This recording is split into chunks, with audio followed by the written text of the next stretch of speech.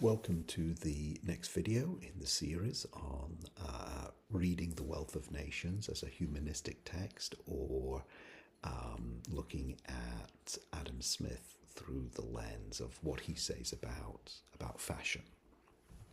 So today we're going to look at The Spectator. It's part one of two videos. The Spectator in The Wealth of Nations. The Wealth of Nations is Smith's final book, and it presents the most complex version of this central idea in Adam Smith, the Spectator. And anyone who studies Smith has a theory, a pet theory about what the Spectator is, because it is a very complex phenomenon. It's a bit opaque at times, what he means by it, or maybe not opaque, but it's he says many rich things about it. So there's a lot for scholars to kind of bat around as to what exactly it means. So I'm going to present 6 versions of it. Now the first version is a version I get from Michel Foucault, who talks about the Augustinian Smith, and I'm going to do a separate video on that. So we'll miss that, that one, put to one side for now. So I'm going to present 5 versions of The Spectator. We'll begin with the most intuitive version. This is the version that I think we all understand when we first read about Smith. It's the idea that you and I witness one another. You and I give testimony to one another about ourselves. You can see this through social media, for example. The way in which you give likes or dislikes, the way that you are exposed in a certain sense on social media. It's very judgy, and yet people sort of welcome that, right? That's just a very critical part of Smith's theory, and I've talked about this in an earlier video. The perfect example of this, of course, is the cell phone. You literally carry a machine around with you. Why? Because machines enhance your beauty. This is what the Spectator wants to see. The Spectator is an aesthetic principle that wants to see that you and I are, as Smith often says, that you and I are becoming. And machines, of course, are more symmetrical than you and I. They're more mathematically structured than you and I. And this is why we like to display a machine in our hands, because through that display of the machine, some of its symmetry rubs off on us. Okay, so that's the intuitive sense. He surely derives that from his thinking about the law. He was a law professor in part, and obviously the idea of juries and witnesses standing and giving testimony just kind of generates this idea of the Spectator as a sort of principle of, as the Austro-Hungarian philosopher puts it, the Spectator is sort of a principle of inspectorship, where we sort of mutually account for ourselves before one another. Okay, so that's the first of the 5 senses that this video will be about. And then we move to the sense of geography. So here, Smith gives the fantastic example about why farmers are more honest than regular business folk. Because farmers do their work in the field. Therefore, there are few secrets possible. You're literally being observed by the Spectator. And Smith's theory, of course, is that if you're dodging the eye of the Spectator, then you're up to no good, right? So this is when things like, when governments put restrictions on journalists knowing about the deaths of soldiers and stuff like that, right? This is because they're trying to hide the numbers, right? They're up to no good.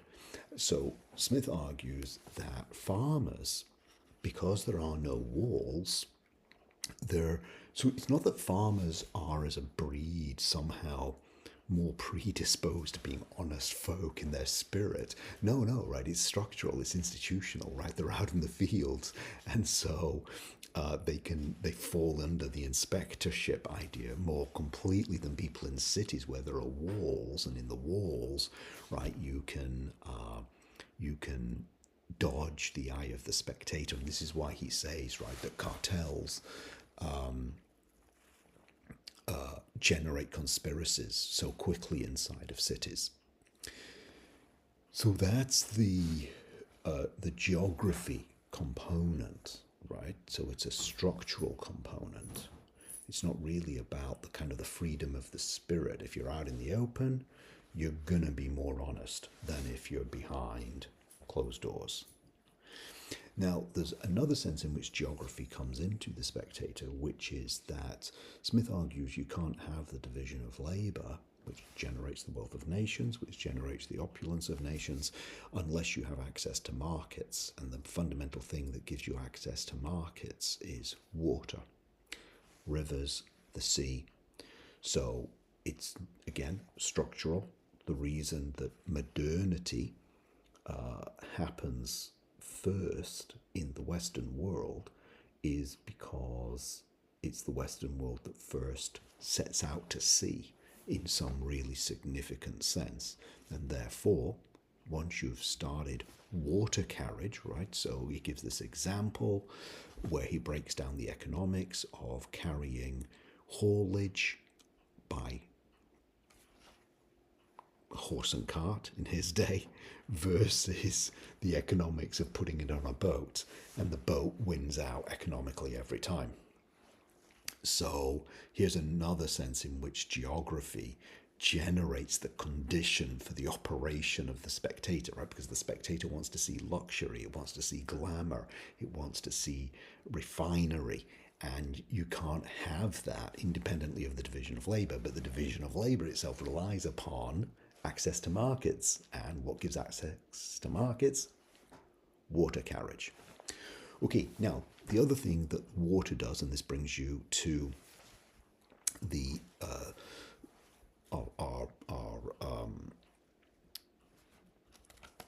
hang on, fourth version.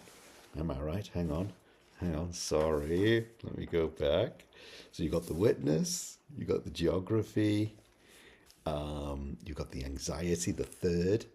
So about anxiety, he says that to control the anxiety of being out on the rivers or the sea, you always develop domestic markets. Capital always wants to operate where it can be under the eye of the spectator, where it can be watched, where it can be seen, where it can be assessed. And interestingly, he says that these are trust networks.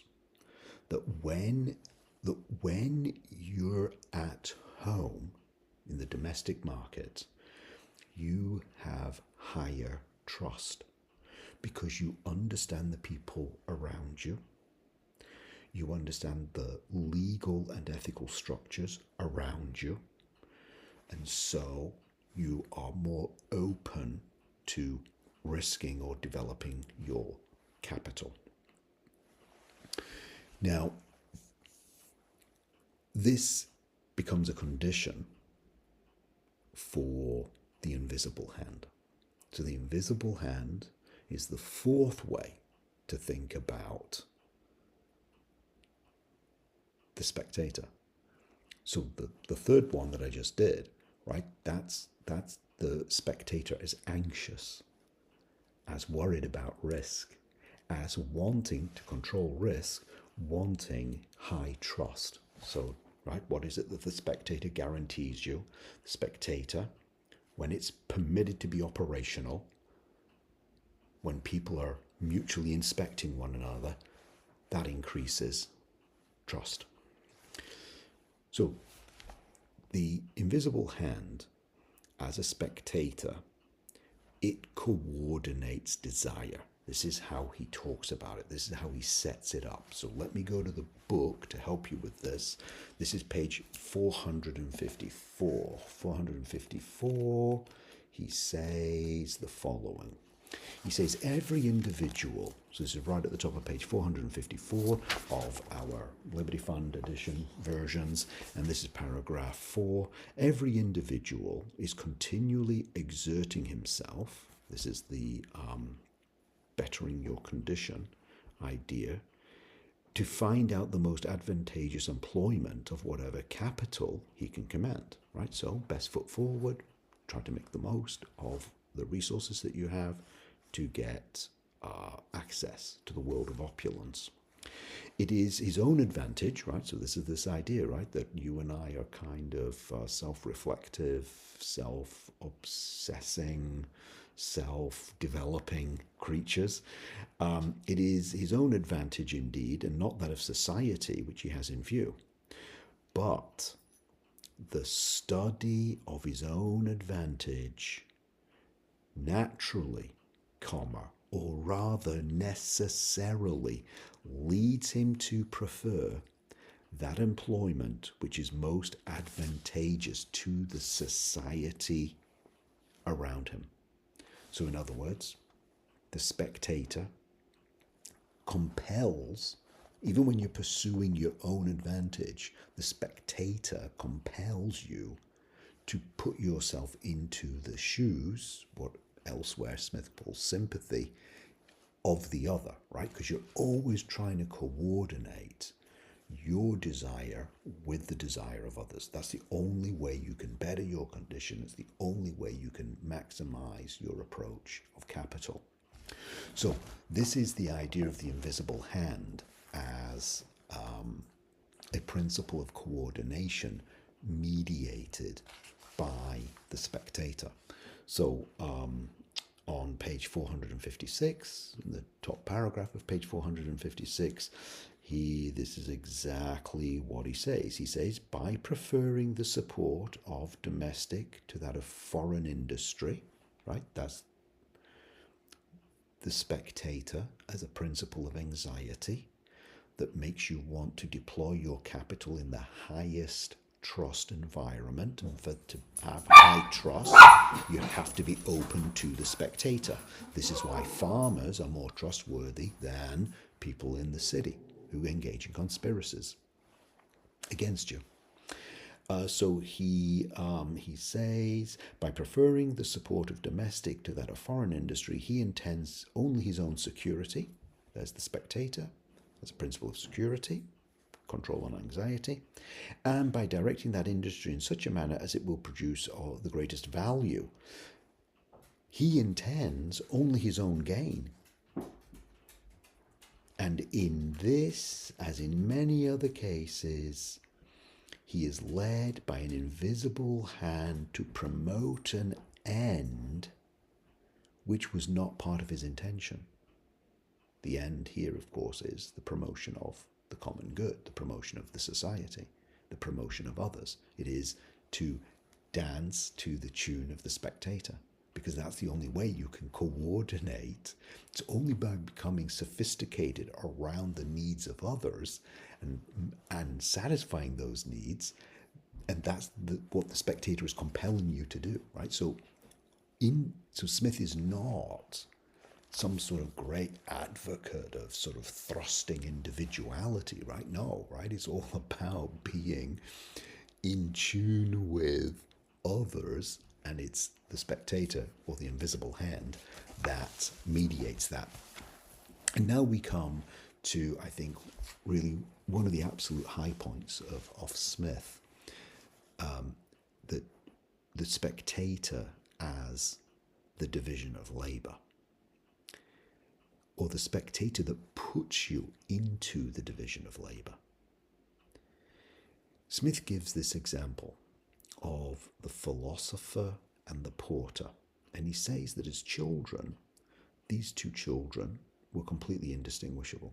There was nothing that anybody could tell about them that would make one somehow destined to be a porter and the other a philosopher. But he says that around about the age of 9 or 10, they're going to get selected out. They're going to start to get put into environments where that difference begins, in fact, to emerge. So here, for a contemporary version of this, you can look at these talented youth programs where kids are selected out at around about the age of 10 or 11, something like that, and that already sets them on a trajectory. So in the division of labour, the trajectory is either to being a participant in complex work, or the bad version of the division of labour, but still absolutely essential to the wealth of nations and access to opulence, that part of the division of labour that is not complex work. So this is what happens, right? He says in the selection of children around the age 8, 9, 10, you start to push certain children towards complex labour and other children towards simple labour.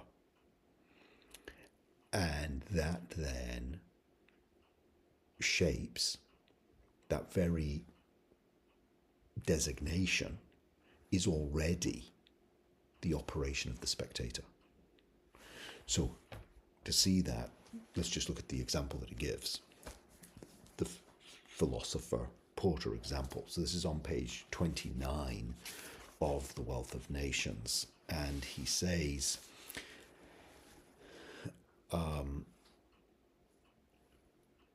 for the first 8 years, he says, of the existence of these children, they were very much alike, and neither their parents nor their playfellows could see anything remarkable about them. About that age, or soon after, they come to be employed in very different occupations. Right? So this is your talented youth programs for us. Then here it is. The difference of talents comes then to be taken notice of the spectator. And then it widens by degrees till at last the vanity of the philosopher is willing to acknowledge scarce any resemblance between the philosopher and the porter. I'm not like that person. Right, but it's that. The difference of talents comes to be taken notice of. And the Glasgow editors give an incredible quote derived from David Hume. And they say the following as a part of this example that Smith, in fact, gives. So this is David Hume, right? This is the editors who just say, look, when you're thinking about this aspect of Smith, look at what his good friend David Hume was up to. So Hume says the following, right? And this again, right, is all about the spectator.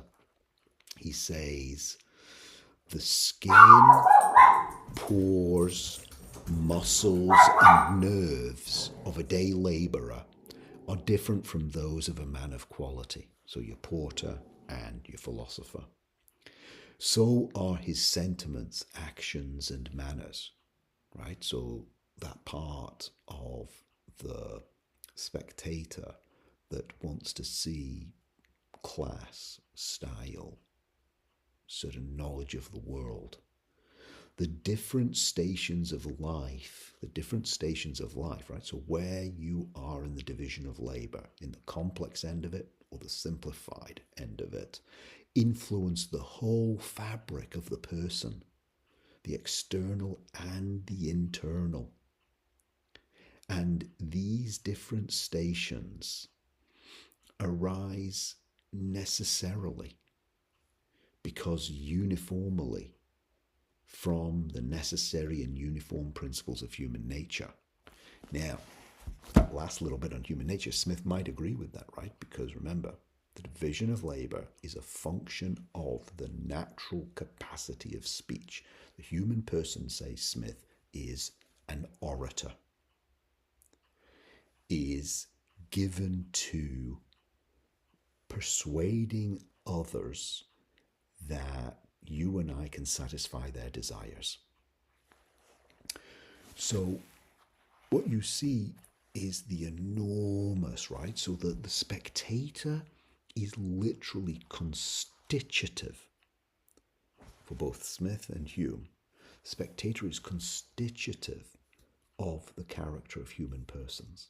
right, as Hume says, right, both the external and the internal attributes, right, even down to the level of the pores in someone's skin is a function of where you have been slotted in to the division of labour. And of course, right, the spectator is watching, is looking at the pores of people's skins. This is why there is a vast industry of skincare, because the spectator cares. It's part of the adornment, it's part of the decoration, it's part of the beauty, it's part of the fashion of persons, which the skincare industry addresses, because the division of labour literally structures persons down to the quality of their skin. So those are 5 of the ways in which the spectator is operating. And in a subsequent video, I will look at the 6th, and in fact, the most critical way, which is what Michel Foucault calls the Augustinian Adam Smith. And we'll get there very soon. Thanks a lot. Bye.